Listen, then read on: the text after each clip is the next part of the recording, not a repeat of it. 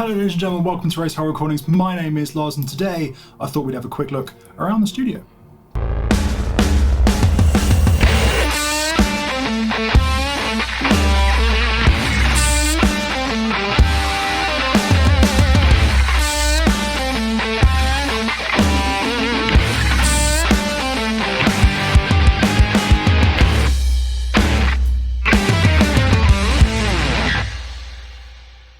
For those of you who watched our first video, like we're back type thing, kind of a quick review because we were off YouTube for quite a while there.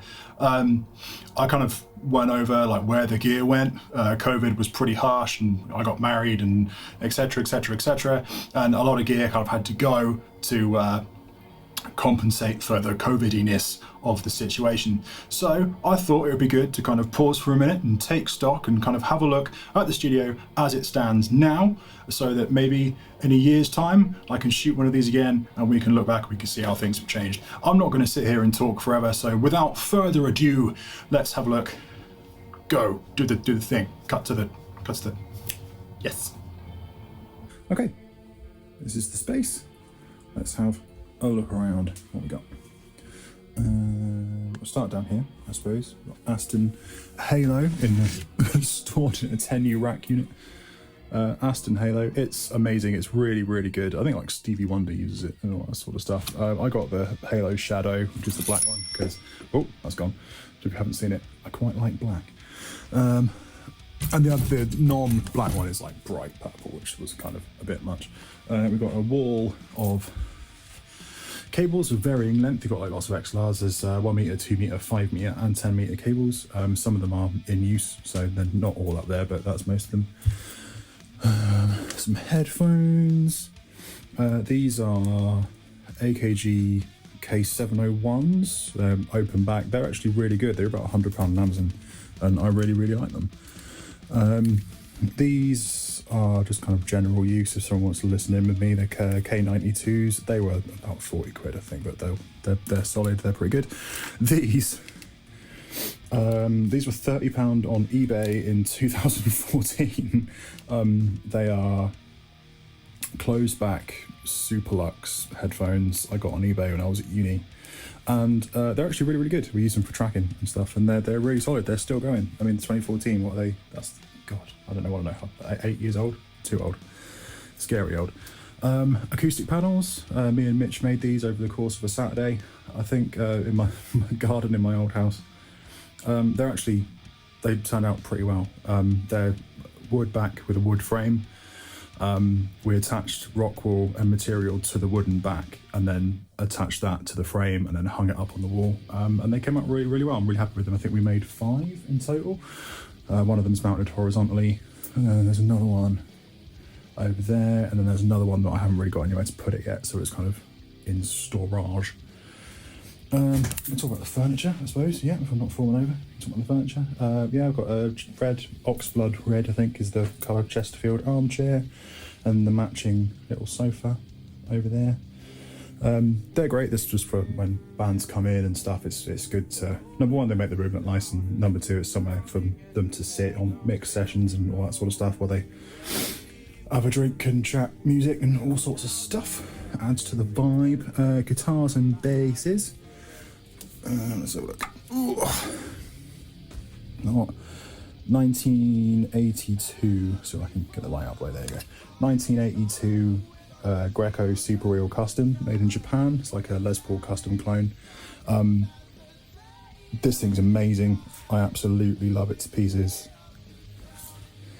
This isn't going anywhere. I've played real Les Paul customs and this just beats the crap out of them, frankly, so this will be staying around. It's got Seymour Duncan 59 set in it at the moment. They're going to be coming out. I've got the original stock pickups as well, the Maxon Screaming 82s that came with it from the factory, so I'll be using those shortly. I might do a video about putting them in, actually. Old Faithful. Schecter Hellraiser C1 in black cherry. I've had this thing forever. My nan bought it for me before she died. So it's got quite a lot of sentimental value, and yeah, I played this guitar all through university when I was at ACM. I played it for all genres and all sorts of stuff. The coil tap and everything makes it shockingly versatile. Amazing, amazing, amazing guitar. Absolutely love it. Oh, this actually isn't mine. This is my friend Ross's.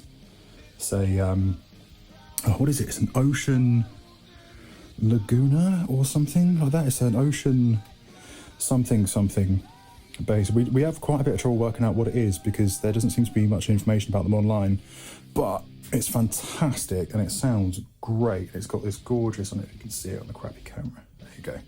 It's got this gorgeous neck through thing going all the way up. It did have a headstock brake that was fixed and not very well, but it was fixed and it's really stable. It's fantastic. It's a brilliant bass. I love it. Ross has very kindly let me borrow it while I'm waiting for a new one. Fender T-Bucket acoustic. We've had that for years and years. It's really good. It's really bright. So I'm looking to get something a bit darker to kind of complement it because, yeah, it's a really, really bright guitar. That's a 6-string banjo that you like tune like a guitar and then it sounds like a banjo. Yeah, it's a Stag. We've had it for eons. It's an absolute nightmare to tune. So, yeah, like gig bags and various cases and whatnot for basses and guitars and stuff. Mandatory scented candle.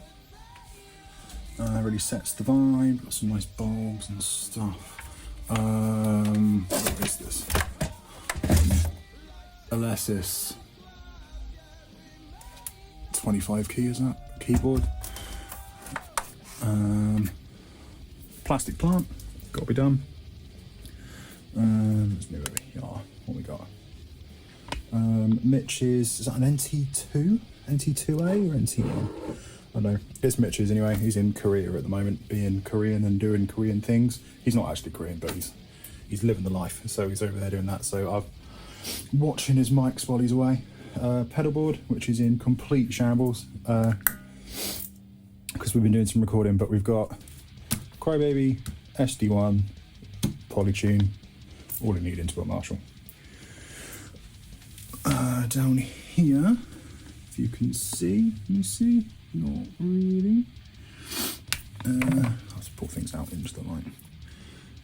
Aston Origin, words to the eyes, avoid like the plague. I've had 2 of them, they both broke.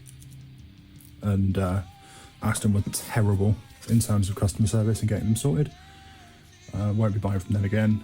Sontronics, these are Mitch's pencil small diaphragm condensers. Sontronics STC1, they're actually great. A couple of vinyls, got some signed periphery stuff in there and all that sort of stuff. MD421. The Maxon Screaming 82s I mentioned earlier for the Greco, they'll be going in.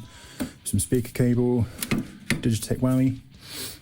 Random percussion stuff. It really helps just kind of sell the legitimacy of your drum section if you can just chuck in a few of these because it just sounds real.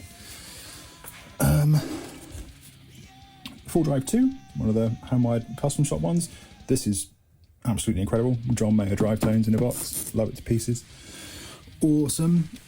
Got some guitar maintenance box and some old tubes and stuff. There's a speaker down there. It's a Celestion G12H80, I think, taken out of a Line 6 cab.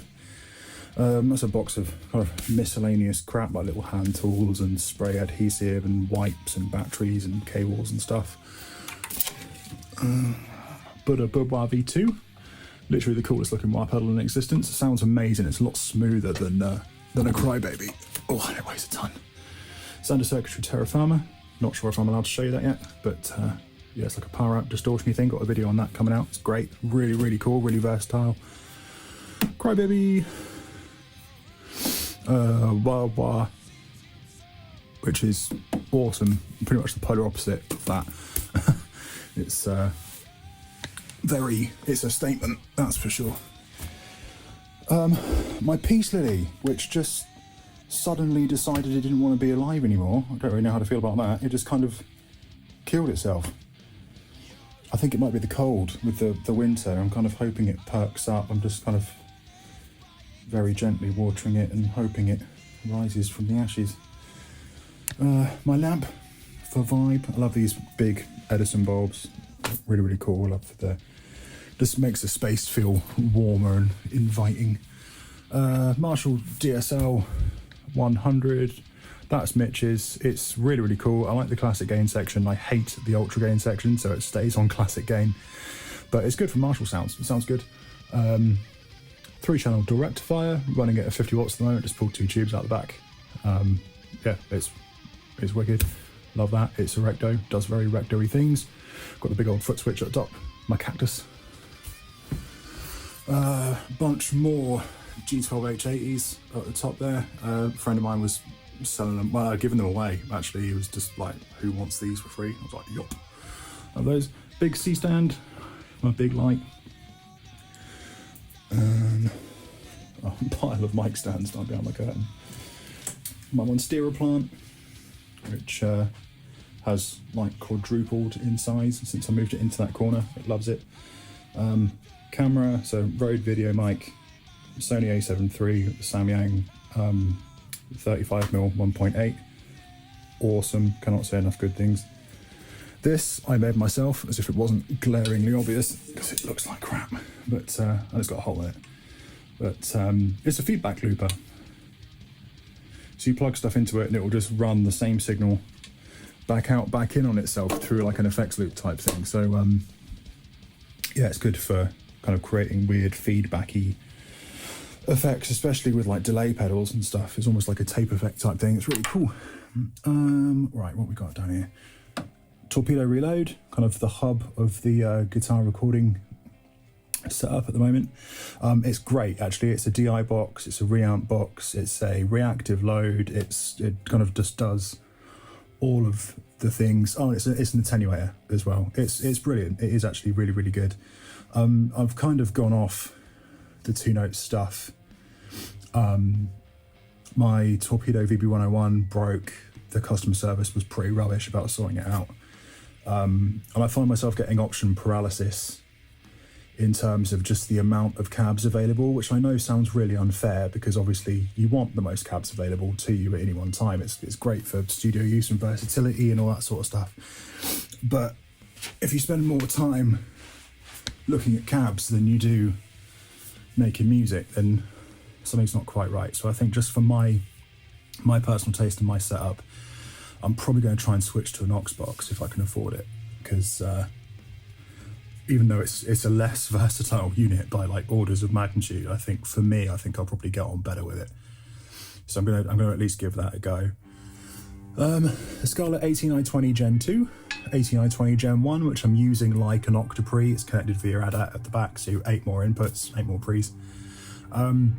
Yeah, rock solid. They've been really, really good. I've never had any issues in terms of drivers with macOS or any issues in terms of like the physical hardware. Unfortunately, they are at the cheaper end of Focusrite's offerings, and they do kind of sound that way, unfortunately. So I will be looking to switch those out. Unfortunately, expensive, like proper, decent, top end, semi-professional audio interfaces are very expensive. So that's something I'm going to have to kind of save my pennies for, but that's definitely on the cards. Behringer Ultra Patch Pro that I bought from Gwyd for 20 quid. It's a patch bay. It's great. It's good. Does the patchy thing. Mitch's Helix rack. I don't really like the amp sounds in it, to be honest with you. But the effects sounds in it are really cool, really super usable. So sticking with that. And then there's just some other patchy stuff down the bottom for speaker on and speaker level stuff. Oh. Strymon Big Guy. Got the Midnight Edition, the black one. Really, really cool. Adam T7Vs, I do believe, for monitors. A big thing about this desk that I need to sort. The monitors aren't level with my, so I need to get a shelf to lift everything up. I want to get a shelf with two 2U racks, just one 2U rack at each end, and then a shelf, because I've worked out that will bring it level with my ears and it will let me put my interfaces up on my desk and all that sort of stuff. The problem with that is that the guy who makes my interfaces. The guy who makes my rack units, he stopped making them at the moment, so I'm just kind of waiting for him to start up again, and then I'm going to do that. That is a Dell Ultra Sharp 38-inch 4K ultra wide thing. It's really, really awesome. It might actually be too big. It's my only complaint. That's my fault. I should have bought a 34-inch one. Native Instruments A49, I think, good for keyboardy things. In the back there, I think you can probably see, yeah, just about. It's a 16-inch i9 MacBook Pro with 32 gig of RAM, a Radeon 5500M 8 gig, which at time of purchase was the beefiest graphics card you could get in it. It's awesome. I love it to pieces. It's absolutely rock solid. Over the far side there is a pluggable Thunderbolt dock that charges the laptop with the full 100 watts. So I haven't got to worry about that. And it also provides loads of I/O, like USB and all that sort of stuff, which connects everything else, the Helix and the interfaces and all that sort of stuff. Underneath that, just there, the box with the G on it, that's a Thunderbolt 3 connected G-RAID, which is like two 4 terabyte drives connected in RAID, which is like almost like summing it into one big 8 terabyte disk, for those that aren't sure, and then connects it over. The benefits of RAID is that it's a lot faster. You get kind of the speed and the bandwidth of both drives at once. So yeah, it's just really quick. 8 terabytes of mass storage. I use it for video and audio and all sorts of stuff. I do need to swap the drives in there over to SSDs because they do get quite clicky sometimes, just where that's just the nature of hard drives. They make noise, unfortunately. But yeah, that's that at the moment anyway. iPad Pro, stand up again. iPad Pro, 11-inch, brilliant. I use it as like a touch surface in the DAW on a little stand. And I use it pretty much for laptop duties while my laptop lives back there and renders or does whatever it is that it's doing. And this is the YouTube Bible, where I write out all the YouTube stuff. Oh yeah, I forgot about that. It's my degree in the corner, degree from ACM. I think that about sums it up. Thank you very much.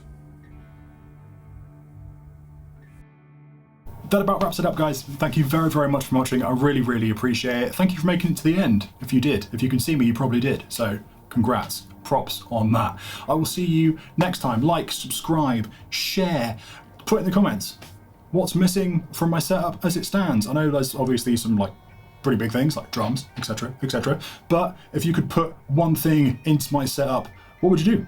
Tell me about your own setup. What have you got? What are you working with? Talk to me, guys. Show me. I can't wait. I'll see you in the next one. Thank you very much for watching.